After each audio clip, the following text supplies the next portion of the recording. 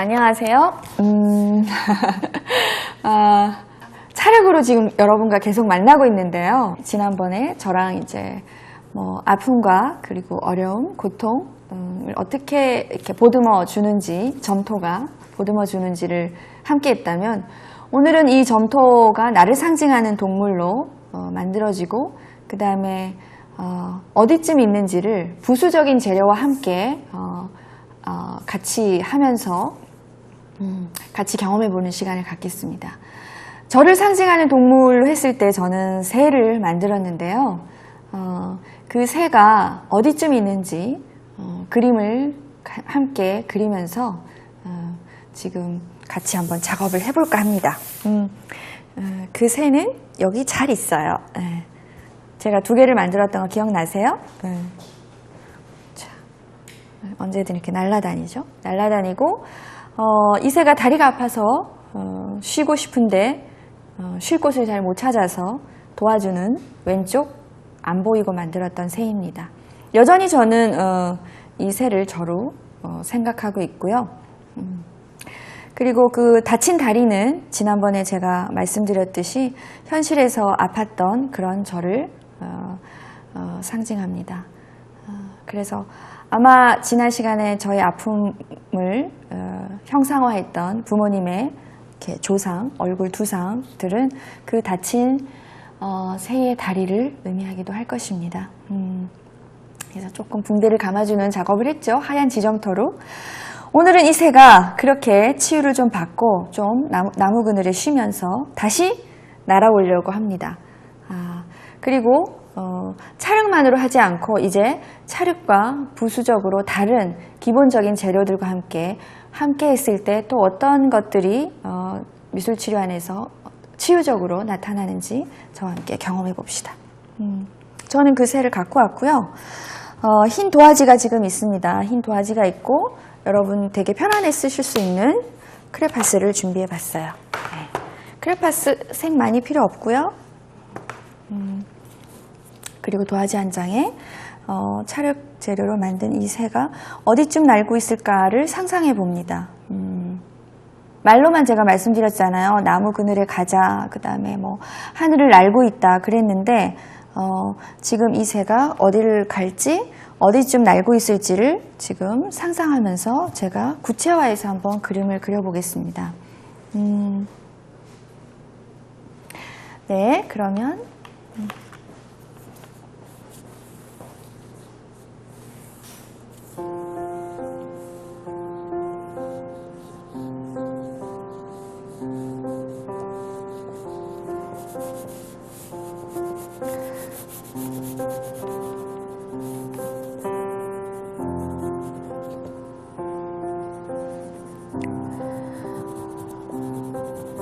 우선은 제가 아까 아픔과 대면한 장소인 그곳을 쉬는 나무라고 생각을 하고 나무 한 그루를 그려보겠습니다.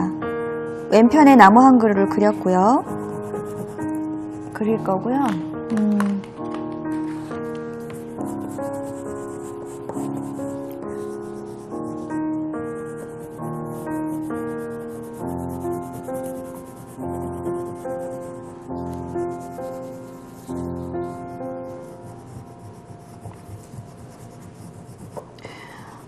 잠깐이지만 쉬었던 이 나무는 언제나 그 자리에서 굳건하게 자라고 있는 튼튼한 나무였으면 좋겠습니다. 그래서 저는 나무를 좀 신경을 쓰고 그리고 싶습니다. 제가 좋아하는 나무는 사실은 저는 꽃을 좋아하는데요. 나무에서 피는 꽃을 좋아해요. 그냥 꽃 말고. 그래서 목련이라든지 벚꽃이라든지 꽃이 지고 나서 열매가 피는 그런 종류면 더 좋겠죠. 사과꽃, 배꽃, 배나무 이런 나무 되게 좋아해요. 그래서 저한테 나무는 꽃이 피고 열매를 맺는 그런 아주 지금은 여름나무라 열매가 없어요. 하지만 나무의 나이로 봐서는 조금 연식이 있는 나무입니다. 가을에 열매를 맺으려고 준비를 하고 있는 나무니까 지금은 이제 여름이에요. 여름나무를 그려보겠습니다. 그래서 푸른 초록. 여름을 인생으로 하면 젊음인가요? 제가 여름 나이는 아닌 것 같지만 제 마음 나이는 여름 나이로 하겠습니다. 젊게 살고 싶어요. 네. 그래서 짙푸른 초록색으로 나무를 그리고 있습니다. 아무래도 그림을 그리는 거는 찰흙으로 만져서 뭔가 만들어 가는 거랑은 좀 다릅니다. 이미지를 그리고 그것을 평면에 구체화해야 되니까 찰흙으로 직접적으로 만지는 작업보다는 훨씬 더 조금 더 높은 차원이라고 할까요? 이미지화해서 좀 구조를 해야 되는 그런 과정이 필요하니까 그림을 그린다는 게 아마 그 내담자들이나 여러분들한테는 굉장히 어려운 과제일 수 있어요. 그런데 이 작업은 찰흙 작업과 그리기 작업을 동시에 하기 때문에 둘 다를 보완해 줄 수 있는 그런 작업이죠. 구체화해서 나를 상징하는 동물을 만들고 그 다음에 그 동물이 있는 장소를 그린다. 구체적인 것과 약간 이상적인 것이 만난다고나 할까요? 그래서 그리는 작업은 어렵지만 그래도 서로 보완되는 작업이니까 함께 하면 또 시너지 효과가 좀 있겠죠. 이 그리는 걸 또 만든다고 생각해 보세요. 나무를 내가 만든다. 새가 있는 나무를. 이건 또한 또 어려운 작업일 거거든요. 그러니까 그림으로 보완해 준다. 또 찰흙이 못하는 걸 그림으로 할 수 있고 그림이 못하는 걸 또 찰흙이 할 수 있고 그래서 뭔가 자기 얘기를 하는데 좀 더 풍부하게 해주는 거죠. 예, 나무를 조금 가지도 조금 더 추가를 했습니다. 풍성하게 보이고 싶었는데 여름나무 같은가요? 자, 여름나무에서 쉬었고요. 네, 여름나무에서 한차 이렇게 한숨 자는 것 같네요. 편안하게 쉬고 자, 이제 어디를 갈까요? 반 가까이 나무를 해버렸네요. 오케이, 저는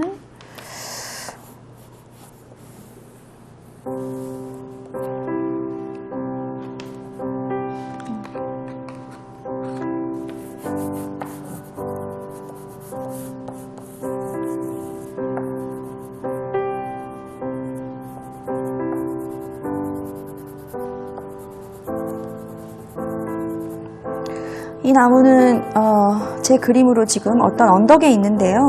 혼자 있진 않고 그려지진 않았지만 왼쪽에 다른 나무들도 좀 있습니다. 그래서 저는 언덕을 좀 표시하려고 하고 있고요. 이 언덕은 어디에 있냐면 지금 언덕을 그리면서 마음이 좀 바빠졌어요. 어디를 갈지 정했거든요.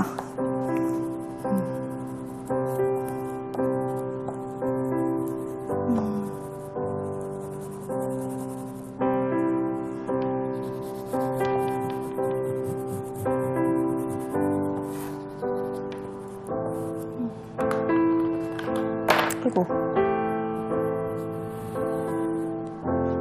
이렇게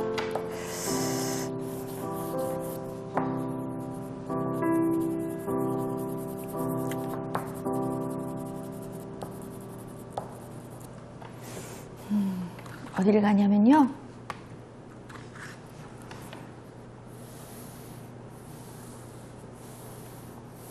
놀랐죠? 육지의 끝이에요. 완전 놀라셨죠?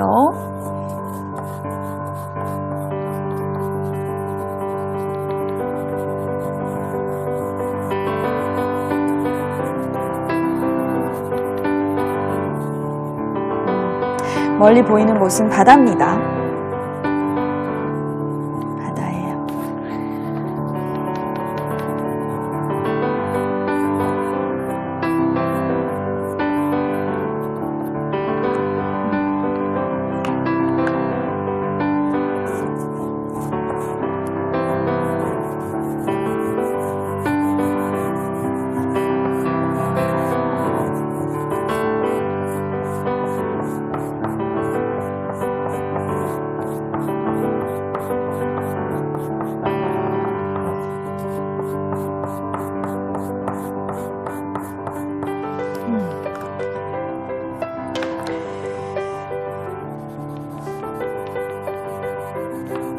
왠지 긴 여행이 시작될 것 같죠?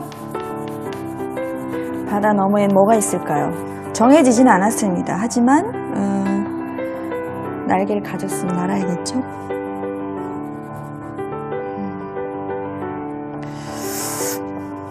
여기 소식을 다른 곳으로 전하려고는 하나? 그건 잘 모르겠습니다. 일단 날씨는 화창하고요. 바다 색깔은 너무 좋습니다.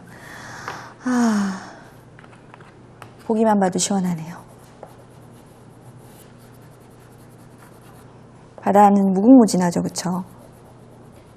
바람만 안 불면 잔잔하고 뭐가 있을지.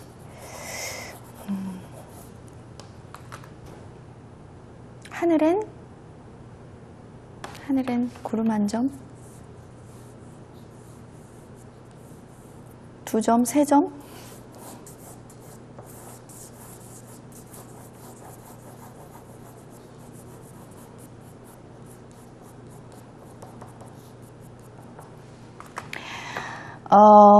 그리고 저는 떠오르는 해를 그리겠습니다. 이른 새벽, 아침, 네.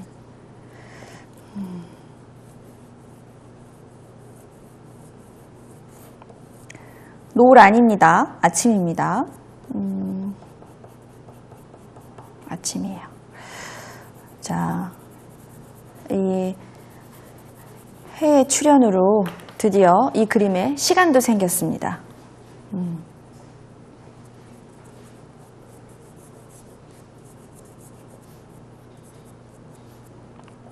그리고 해 그림자도 있습니다.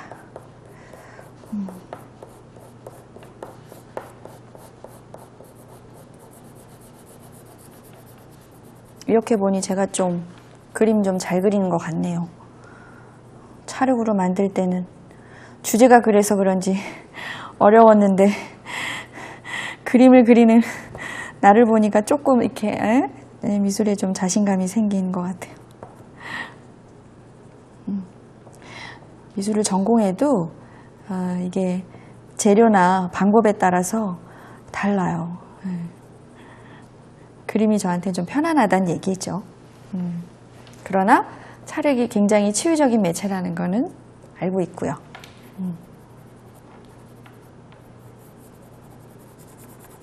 햇살이 얼마나 밝고 따뜻한지 여기 육지의 끝에까지 비추고 있습니다.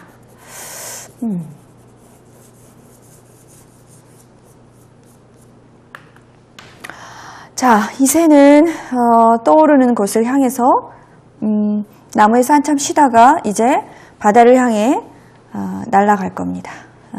바다 너머에는 뭐가 있는지 잘 모르겠어요. 하지만 기대가 됩니다. 이미 충분히 쉬었고요. 해는 뜨고 있고요. 뭔가 새로운 것들이 이 새를 맞이할 것 같아요. 그리고 보니까 이 새가 어디에 있느냐 하는 그 장소를 좀 그렸는데요. 그리고 나니까 중요한 거는 이 언덕에 있는 나무네요. 나무가 굉장히 중요한 것 같습니다. 되게 크게 그려졌고 굉장히 쉼을 주는 나무였고 다리를 다친 새가 쉴만한 나무니까 굉장히 이 쉼이나 잠깐 쉬어가는 것이 이 새한테 굉장히 치료적인 시간이었던 것 같습니다. 나느라고 생각하지 못하고 돌보지 못했던 자신을 좀 쉬면서 어느 정도 자기 돌봄을 한 공간으로 저는 이 나무가 느껴지고요. 그리고 오른편에 나머지 3분의 한 2 가까이 차지한 저 바다는 이 새가 항해할 어떤 장소를 의미하는데 단지 이 바다는 바다가 아닌 것 같습니다. 왜냐하면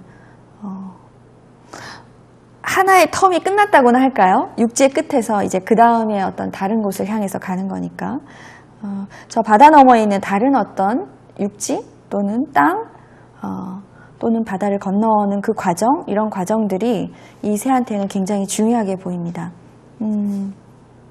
그리고 시간도 되게 중요할 것 같습니다. 아침 해가 뜨고 있어요. 아침 해가 뜨고 있다는 거는 일단 시작을 의미하고 새로운 나의 의식이 탄생이 된다는 걸 의미하니까 이 새한테는 다가올 무엇이 굉장히 중요할 것 같습니다. 어떤 일이 벌어졌을 때 모른 채로 그 일을 맞이하는가 하고 그것이 좋은 일이든 나쁜 일이든 미리 예상을 하고 맞이하는 것은 분명하게 다를 것 같습니다. 그런 말 있잖아요. 알고 죽는 거하고 모르고 죽는 거의 차이. 그 죽음의 의미가 굉장히 달라져요. 결국은 내가 어떤 상처를 가졌는데 이 상처에 대한 의미가 무엇이냐 하는 해석의 관점이 달라지는 거거든요. 저는 아마 이 나무에 쉬고 이 바다를 건너서 그 다음 육지로 건너갈 때쯤이면 제가 다리를 다쳐서 쉬었던 그 모든 상처들이 또 새로운 관점으로 해석이 될 거라고 생각이 되어집니다. 왜냐하면 저도 모르게 그린 이 배경의 풍경화가 그걸 말해주고 있습니다. 자, 새가 있는 풍경화하고요, 새가 없는 풍경화를 한번 볼까요? 새 방향은 여기 있다가 일로 가고 있어요. 새가 없으면 단지 그냥 아름다운 한켠인데 제 얘기를 듣고 새가 머물렀던 나무이고 건너야 할 바다고 그리고 시간까지 그림으로 그려지니까 여러분 어떠세요? 이 주인공이 어디에 있는지, 어디를 향해 가는지, 그리고 앞으로 어떤 것들이 펼쳐질지 기대가 되고 그리고 되게 구체화되어 있죠. 찰흙 작업이 못 해주는 거는 그리기 작업으로 보완이 가능합니다. 그리고 그리기가 안 되는 거는 또 찰흙 작업이 가능합니다. 조형 작업을 더 잘하는 아이들이 있고요. 그림을 더 잘 그리는 아이가 있습니다. 그림은 구체화해서 이야기를 만들어내고요. 찰흙 작업은 그 내용의 한 켠을 더 현실적으로 매만져주는 그런 작업을 합니다. 그래서 두 개의 작업이 동시에 이루어졌을 때 훨씬 더 많은 것들을 보완하고 이해할 수 있는 작업이 될 수 있습니다. 시간이 허락해서 이 다음 장면을 한번 그려봐도 될까요? 새가 지금 신이 났어요.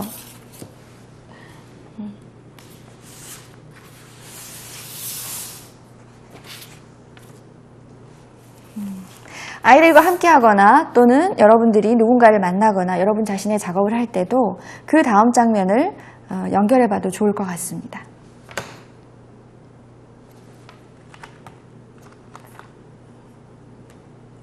생각났어요.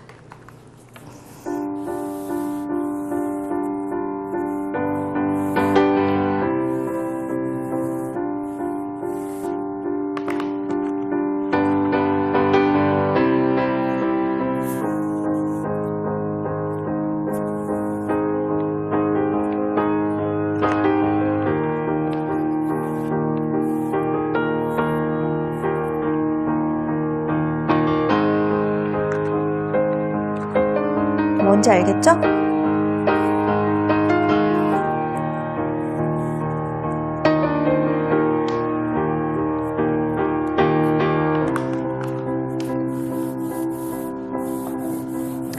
아침 일찍 고기를 잡으러 나온 배입니다. 한참을 날아갔는데도 고기잡이 하는 배가 큰 배는 아니고요. 고기를 잡는 걸로 일상을 살아내는 어떤 어부의 배로 하겠습니다.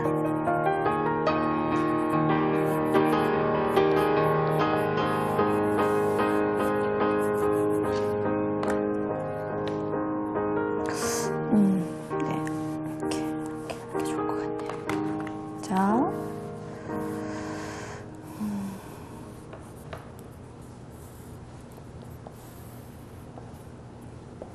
바다에서 고기를 잡는 어부가 새를 내차하진 않겠죠.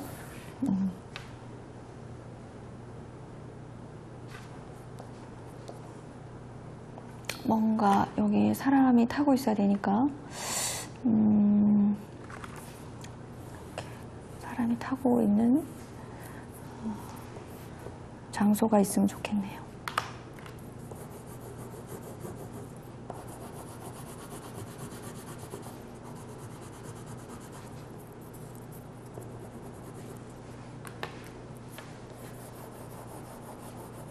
배 이름을 뭐로 할까요?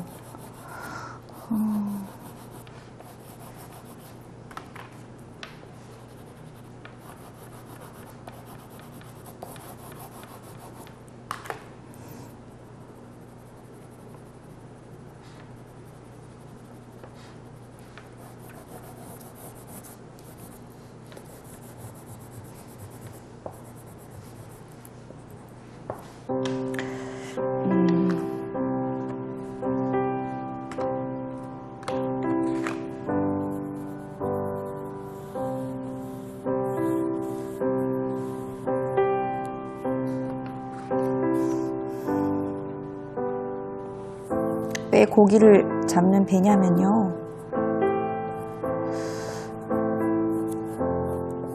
그래야 좀 새도 먹을 게 있지 않을까요?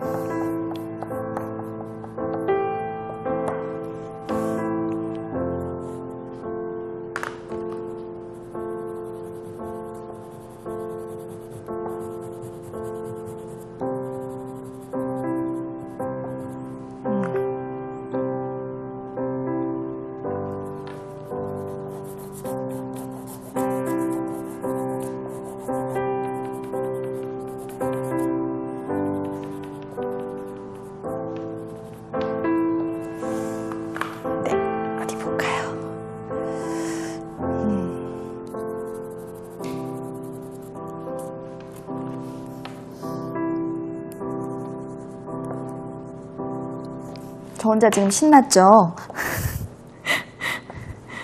저 혼자 지금 왜 그러냐면 지금,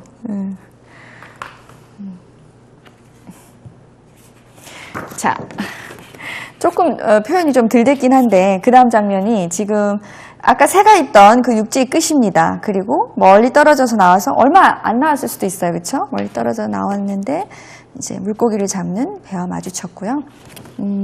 새는 어떻게 하냐면 여기 잠깐 배에 몸을 실으면서 바다 한가운데를 즐기려고 합니다.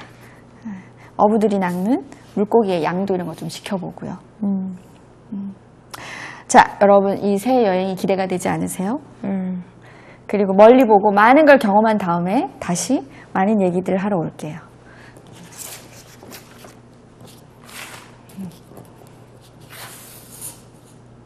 아, 이게 먼저인가? 자, 오늘 새와 많은 여행을 했네요.